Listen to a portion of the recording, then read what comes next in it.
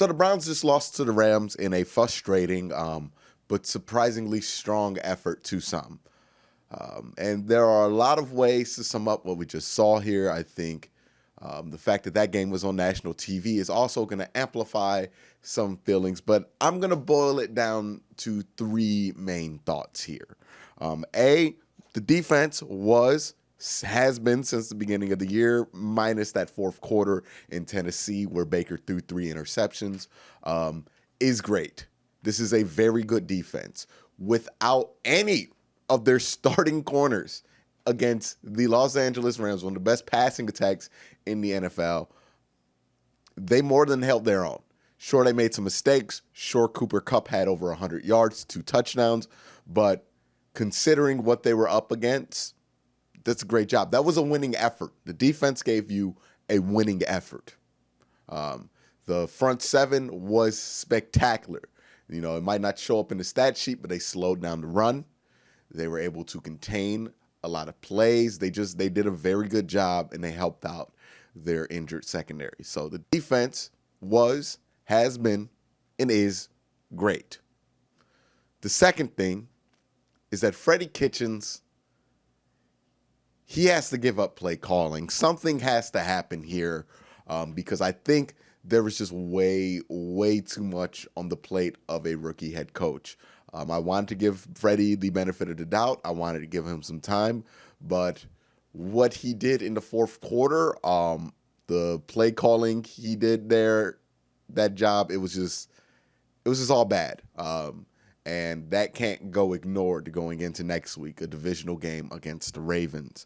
And the last thing that goes into this is Baker Mayfield, for as great as I think he is, for as great as I think he has the potential to be, and for as much as he hasn't had around him from a offensive line and tight end standpoint, he has to play better than this. This is not good. This is not solid quarterback play. This is not just the excuses. This isn't just because he doesn't have David Njoku. This isn't just because he doesn't have Rashard Higgins. There are open plays. He does not make them sometimes. I said in the offseason that there are a lot of moving parts. I think it's time for the Browns to cut down some of the moving parts. So let's talk about that and the rest of this Week 3 loss now.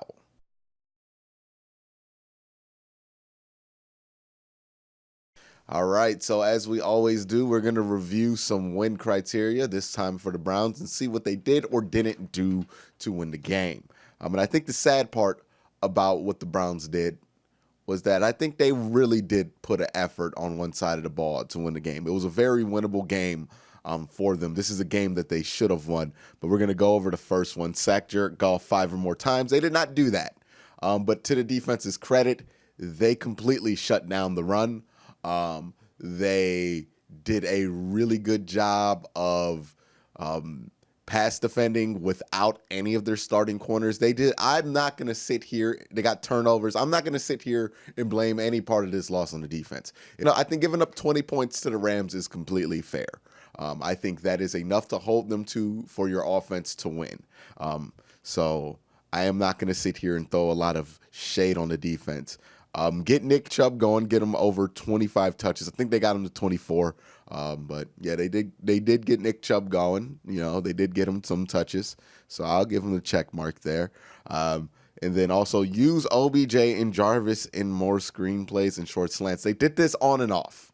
And this is going to be what I mean when I deep dive into kind of what the problem is.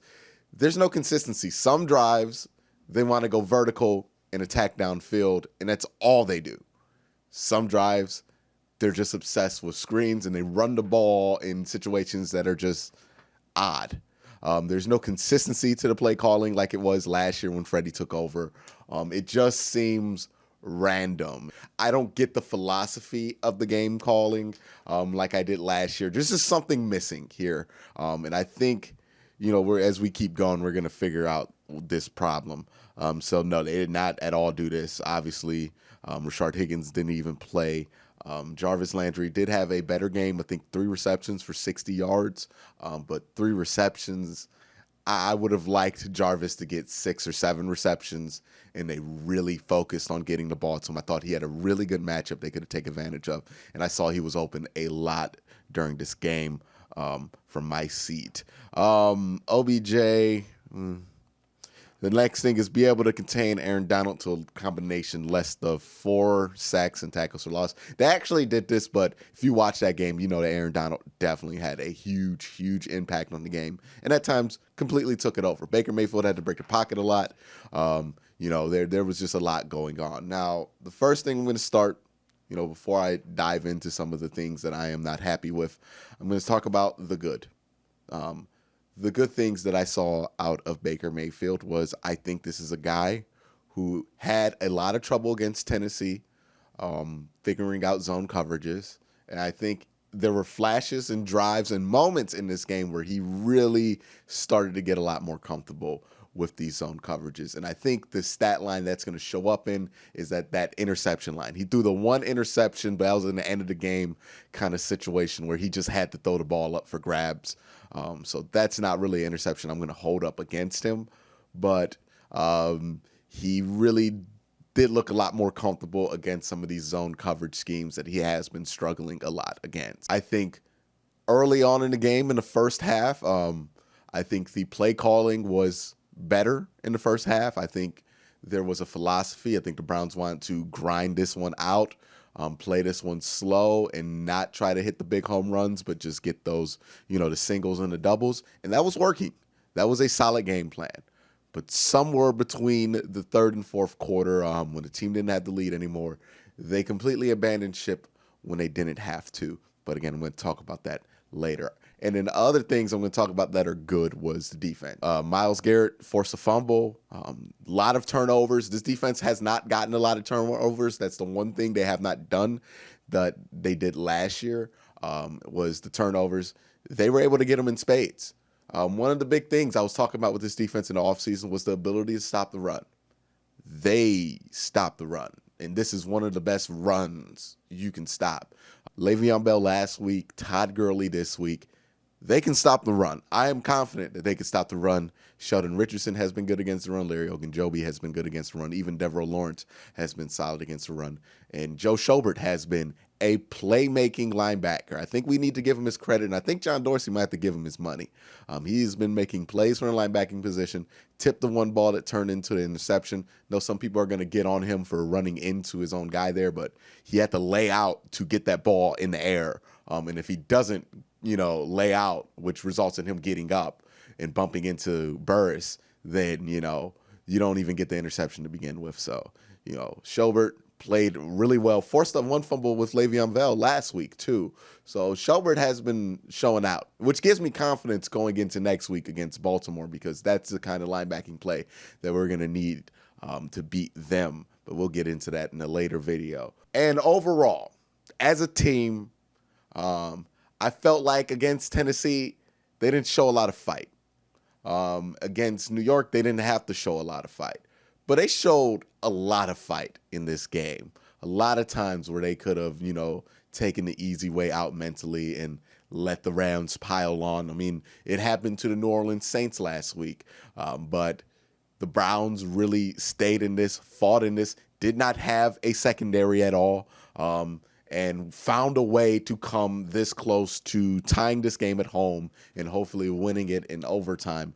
But they were not able to do that. So I think this was a big win for the mental toughness of the team, a big win for the culture of the team, as far as I think that they have more of a winning mindset than I did when I was watching that Tennessee game, and a big win for this defense. And a tiny win for Baker, because I do think he's getting more comfortable against zone coverages. Now let's talk about the bad. Since I just mentioned Baker's small win, let's talk about his big loss. Still holding on to the ball too long. Sometimes he breaks the pocket a little early. Now, I don't think he's being helped. And I think the problem is that, they're pretty solid on the left side of this line. I think Greg Robinson has been good enough. I think Joe Bitonio is good. I think J.C. Tretter's pretty good.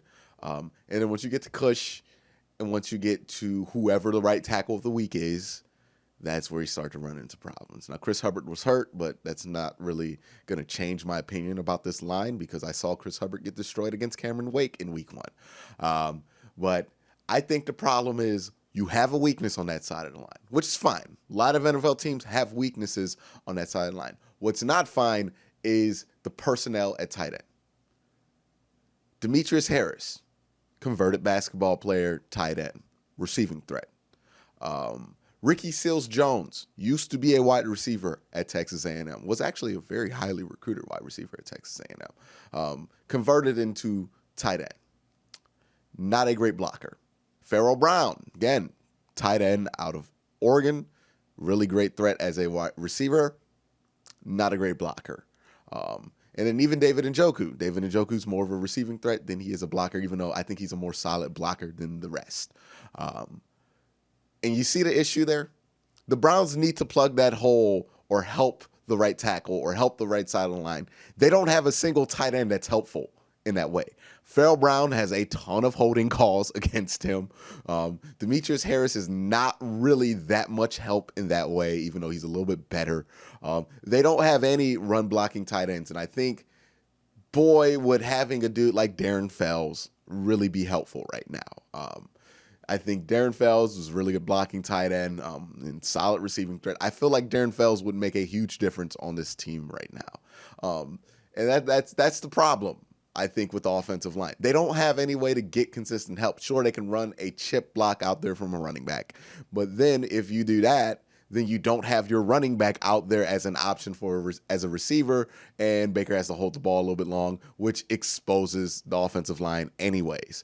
There is just no real Band-Aid solution for this offensive line. So either Chris Hubbard is going to have to get healthy, play better, and be a great right tackle, or the Browns are going to have to find some tight end or trade for a tight end that can block, because that is really what's killing the Browns. Baker Mayfield has looked bad. I think his badness has been amplified by the fact that he has no offensive line help, that he is consistently being pressured. He consistently has a man in his face. Let's remember, when he looked bad at the beginning of last year, when he started to look like a rookie at the beginning of last year against Pittsburgh, what was the problem? The Browns were giving up way too much pressure. They were getting Baker Mayfield hit way too much. He was holding the ball way too much because he was worried of getting hit and he was bouncing out the same problems that we're having now. And then when did it get better? When they got rid of Desmond Harrison at left tackle and they replaced him with Greg Robinson, and that stabilized that offensive line. That allowed Baker to get some time to get the ball off quickly, allowed him to have that confidence to gain rhythm, to be able to have rhythm with the offense, and allowed him to look like a much better QB, allowed him to use his strengths more often. And now, since you're not able to get that rhythm because your tight ends can't block, your right tackle of the week can't block, and you're using your running backs to block is not really an effective solution when the problem is that Baker is holding on to the ball too long. And it leaves you in situations that are just, it leaves Baker as a young quarterback in a situation where he is not being helped. He's not playing well. That is no excuse for him, but he is not being helped at all by his personnel and by the play calling. And let's talk about the play calling, because there will be a lot of overreactions. I don't think Freddie Kitchens should be fired. I'm not anywhere close to that train. I believe in Freddie Kitchens as a person. I've always said that. That's why I believe he should be the coach. I believe he's the right personality for this job. I wasn't in it so much because of his offense, but his personality. And I think it's time that Freddie let that be the thing that he focuses on during the game. I know he wants to call plays. I know he didn't get to do it a lot really in his career, but I just don't think that he is adjusting well to not only this being the first full year of him play calling, but also being the head coach as well. I just don't think this is working out for Freddie. Plays are coming in late. They're consistently snapping this ball with 1 or 2 seconds left on the play clock. Baker, the offense consistently looks confused out there. They consistently have frantic issues and inconvenient moments.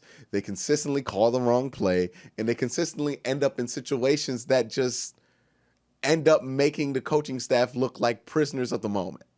And no example was greater than that. There's going to be the one, no example was greater than that in the game. There's going to be the one thing that everybody's going to point out, the 4th and 9. They went forward on 4th down, and they ran a draw play, which, it's ballsy. It could work, but it was just a terrible call if it doesn't work. But that's not even the one, because that's just silly. That's just goofy. That's just Freddie being Freddie, and sometimes that doesn't work out, but sometimes it does. I'm not really tripping off of that one that much. The fact that you got to the 5-yard line at the end of the game, your running back's been pretty good. And not only did you never run the ball, you never even had Nick Chubb in the backfield. They ran empty 4 plays straight. 4 plays straight in the red zone. Your quarterback is struggling. Your offensive line is struggling. Your offensive line can't keep Aaron Donald out the backfield. So how do you help them?